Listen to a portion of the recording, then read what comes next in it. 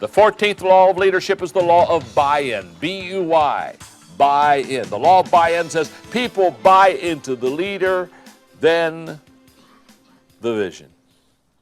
When I hold leadership conferences many times, a leader of an organization will come up to me and they'll say, John, I've got this huge vision, got this big dream. Just about to share it with my company, about to share it with my department. And they'll ask me the question, all the time they'll ask me this question, what do you think? Do you think that my people will buy into my dream? Whenever they ask me the question, I say, let me ask you a question. Have the people bought into you? Because if the people have bought into you as a leader, can I tell you something? There's good news. They'll buy into the dream. But if they haven't bought into you, can I tell you, they'll not buy into the dream. It's never happened where an organization has bought into the vision without buying into the visionary. So the first thing that you sell is not your dream. The first thing you sell is not the vision you have. The first thing you sell is yourself. Because when you can connect, goes back to the law of connection. When you can touch a heart, you can ask for the hand. In other words, when you can touch them relationally, when they have bought into you emotionally, when they like you, when you're at least on level number 2 on the 5 levels of leadership, when they have bought into you, then they'll buy into the dream. So the first thing that you want to do is you want to always sell yourself. And then you can sell your dream. But it's impossible to sell your dream if you haven't first sold yourself. You see, every vision is filtered through the messenger. So therefore, when I hear a vision or when I have a dream presented to me as a leader, it's an absolute fact that every one of those dreams and visions are filtered through who gives the dream and who shares the vision. I've often said it this way. The leader finds the dream and then the people. That's the way it works. As a leader, I have a vision or I dream, and I got this vision dream, and I say, okay, I've got to go find some people to fulfill it because I can't do it all myself because it's a bigger dream than I have. So the leader finds the dream and then the people. The people find the leader and then the dream. Most people go throughout life without the dream or the vision. So they have to find the leader that has a dream or a vision that's compatible with them. But in staying long enough to find out what the leader's dream is and what the vision of that leader is and where that leader is taking them, they also realize, I've got to buy into this person. I've got to like them. If I'm going to take a journey with them, I've got to relate to them. I've got to connect with them.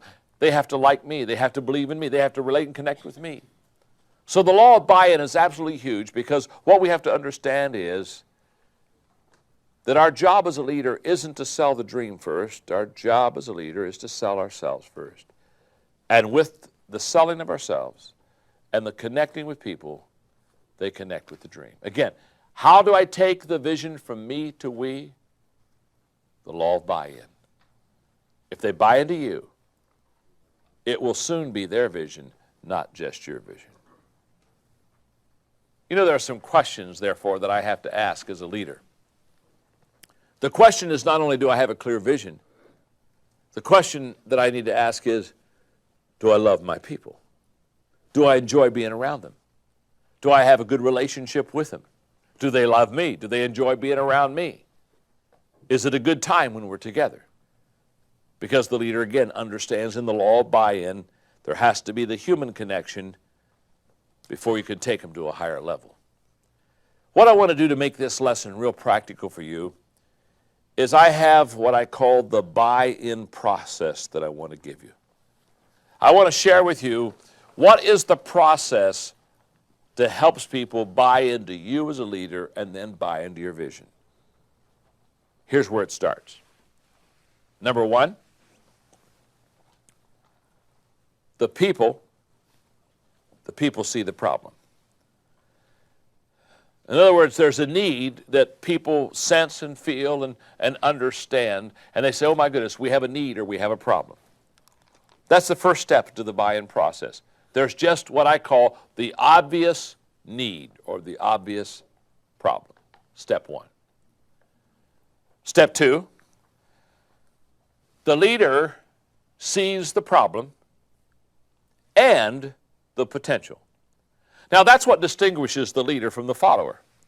The follower sees the problem. In fact, the follower is frustrated and basically has no answers and basically thinks that his or her hands are tied. And so They're frustrated with the problem, but the leader sees the problem, but the leader also sees the potential. That's what makes a leader. Remember, leaders are dealers in hope. Where most people see the dead-end street, they see more than the dead-end street. So, one is the obvious need that there's a problem. Secondly, there's a leader who sees not only the problem, but the potential. Third, the leader has a plan. Now, this plan usually is a vision, but it's a plan. They not only see the problem, but they've got a plan on how to fix it. And in seeing this problem and seeing this plan how to fix it, remember, now they are beginning to be what I call tangible dealers in hope. It's one thing just to get up and say, it's going to be a better day. It's another thing to get up and say, it's going to be a better day, and here's why, and lay out a plan. One statement gives people hope for the moment. The second statement energizes and empowers them for the long run. So, there's a problem that's obvious. There's a leader who sees the problem but also sees the potential. And that same leader, thirdly, develops a plan of how this problem can be solved. Number 4, the leader believes in the people. As we studied in the law of buy-in, that you have to buy into the people before you buy into the vision. And by the way, that's two ways. The people have to buy into the leader before they buy into the vision, and the leader has to buy into the people before he or she can get them to buy into the vision. There's a buy-in on both sides. So this leader not only sees the problem, sees the potential, has the plan, but has bought into the people, which brings us to step number 5. The leader believes in the future. Not only does the leader believe in the people, the leader believes in the future, and basically, again, has great expectation of what tomorrow will bring. And step number 6. The leader shares this belief with the people.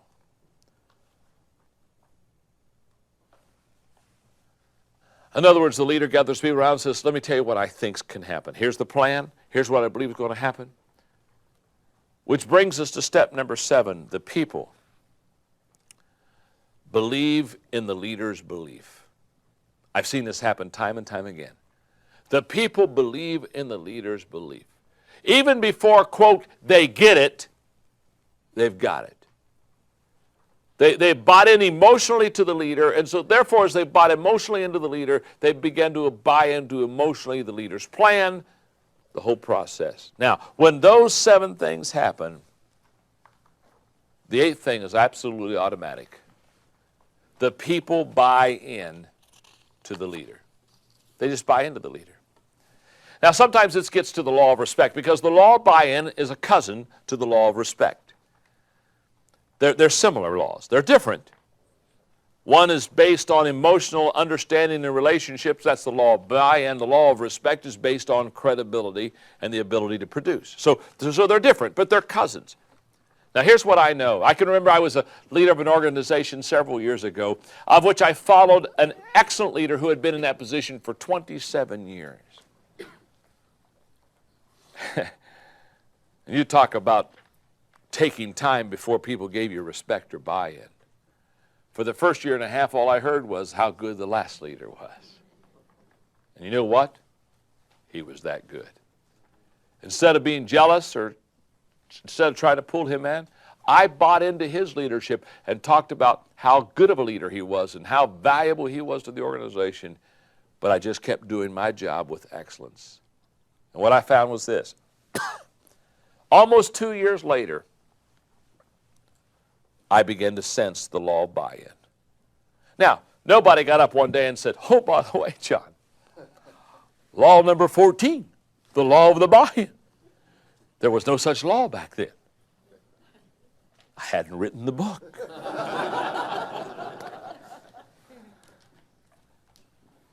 But I knew they began to buy into me.